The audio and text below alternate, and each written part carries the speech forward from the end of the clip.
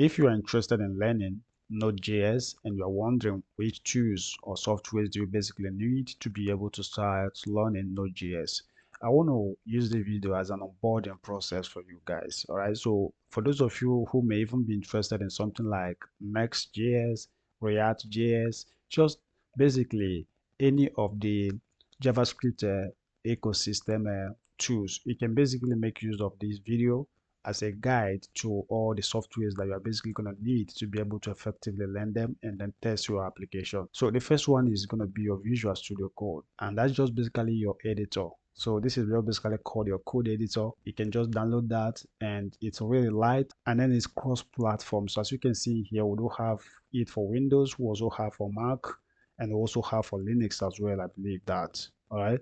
So all you need to do now is you can go to this URL called code.visualstudiocode.com/download, and you'll be on this particular page. So whichever operating system you're using, you can just hit on the download button or click on just basically that particular operating system symbol right here or logo in here, and that will be fine. So I think that this one is for Linux. All right. So that's just what it is, guys. And if you have that, you can just type your code within this place and you just be pretty fine. Now, if you do that and get that downloaded, now I want to show you how it looks. This is Visual Studio Code on my desktop right in here. This is the logo. So if I double click on that, you see that it opens just like this. All right. So you can make use of, I think I even have the latest one right in here, this particular one. So just feel free, you can get that if you try to kind of download that right now from this particular URL, you get the latest version. So that is it. So I don't think that there is just some little plugins that we can just basically kind of use also within our Visual Studio Code. So if we go to this place where we can just basically install some extensions, we can just get that open. And for instance, we do have a live server that we can use so that we don't have to like always manually refresh our browser every time we make changes. All right. So it's actually called a live server. It's just basically not just one, but if you just type live server right in here, I do have one already installed in my system, this particular one. So if I click on it, you see it opens right in here. So I can basically uninstall and then install that again. But for you, you can just basically go ahead and then hit on the store to install that. If you don't want to use that one, there's another one down here. So I don't have this one already. You can hit on install right in here. It's just basically going to install that. So you should just basically go ahead and do that. I used the first one.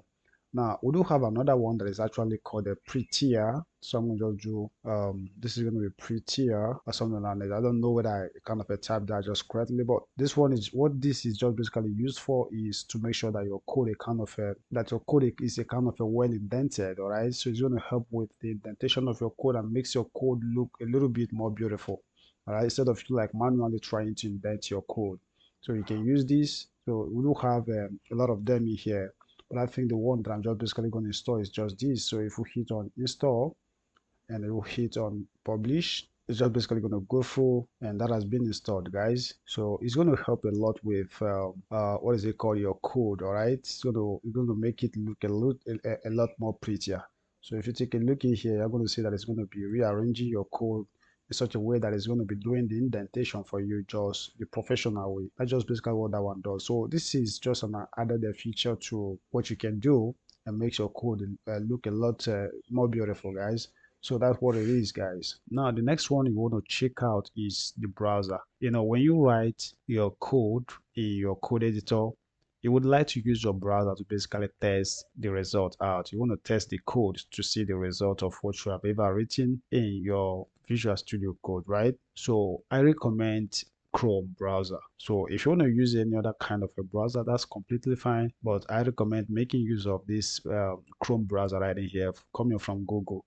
Now, if you want to download that, you can just basically go to this URL, which is google.com/Intel right in here. This is INTL/English_UK. Just I hope you are really seeing the URL right in here. Just go to that URL, or you can just basically search for Chrome in your Google, and then they should be able to provide you with a link to where you can basically download that. Maybe you can get that from another website, but I normally download mine from here. All right, this is lightweight and it's just a modern browser. Just hit on the download button. You can download that and then you can begin to use it.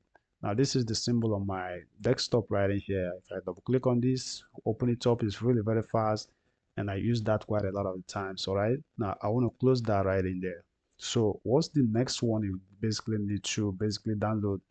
Now that you know that you are basically trying to learn Node.js, right? You need this particular software right in here, all right? Which is just basically going to be serving as a runtime environment for that of the JavaScript. You need to download Node.js itself, and if you want to download that, you can go to this URL that we'll have it here, which is nodejs.org/en/download, and you can download the latest stable version. So if you take a look in here, you're going to see that the latest stable version is actually 24.13 right in here, and we do have the most current one right in here, but it's not the latest stable version. So a lot of people will always go with these, and that's also the one that I went with. So try to download the latest stable version. That's the meaning of this LTS that we have in here. All right, so go right in there and you can select the one that you basically want to download. Once I click on it here, it can just basically be able to allow me to download that. So if you scroll down, we do have the versions that you can download it here. All right, so for Windows,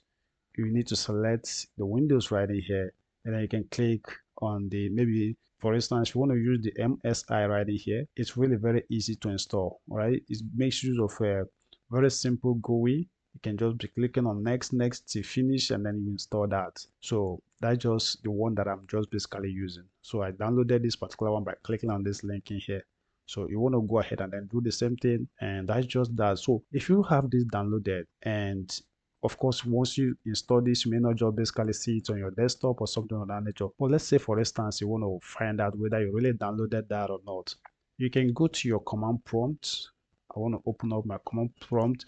Everybody has this, all right? And let's say I want to check whether I do have Node.js installed on my system. So I can just do Node, and I'm going to just do -v, and I hit enter. And you see that this is the version that I have here, which is 24.12.0 right in there. So that means that I do have this installed on my system. All right. So I'm going to close that. Now, if we go back to the browser, the next one that you basically need is, remember that the reason why you're downloading this Node.js is just for you to be able to provide a runtime environment for your JavaScript, all right? Because you are going to be writing JavaScript a lot of the time when you are working with that of the Node.js.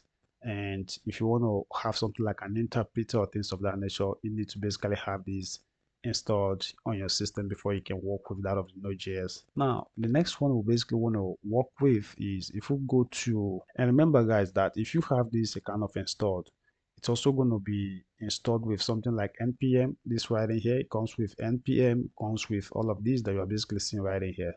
All right, so that's just what it is. Now, the next thing that you're basically going to need is called a Git right in here. And what this is going to be used for is for your version control, right? So this it kind of provides a platform where you should be able to like take note of the versions of your application. So if you work on your application today, and then tomorrow you came and then change a few things, the one you did yesterday, the version should actually be kept intact, in case what changes you made today, if they kind of crash your system, you can always roll back to the one that you did yesterday that is just basically working. All right, so that's just what this one is all about. And then we do have, you can install for Windows, Mac OS, Linux, and the rest of that. So if you hit on here, if I hit here, I can basically click here to download the latest version. Now I do have this already downloaded and installed on my system. So if I want to check if I truly have this on my system or not, I can go back to right in here, and then if I do git, I'm going to just do dash dash, and I'm going to just do version. Then hit on enter, and then you see that I do have that. Look at it. Git version, and I do have 2.39.1 on my system already installed. So if you have it installed, you can also check for it this way, right? And if you install this also comes with something like git bash, right? And with the git bash, I think if we do, I'm going to just do git bash right in here. Let's do bash. So this software right in here, I think it comes with that if you install that. And you can use this, so you can use this as a better standard for if you want to be doing things like a command prompt, all these things that we're basically doing here. You can also do it with this git version right in here, this bash in here. So for instance, if I do git dash dash version and I hit on enter, you see that it does basically the same thing. All right, So if I want to check for my Node.js, let me just type node and dash v and then hit enter. You see that it does the same thing, all right? So you can even type your code within this particular environment here, and then it's just basically going to work for you. So those are the things that you basically need, guys. Let me close this and also close this out right in here. So if you install this, I think I just basically mentioned like 4 software right in here. If you install them, you should be basically good to go with. It should be basically be good to go with any of your JavaScript ecosystem, whether it's Node.js, um, React.js, something like Node itself. All right, you can just basically be good to go with if you install these 4 softwares that I kind of mentioned in this video.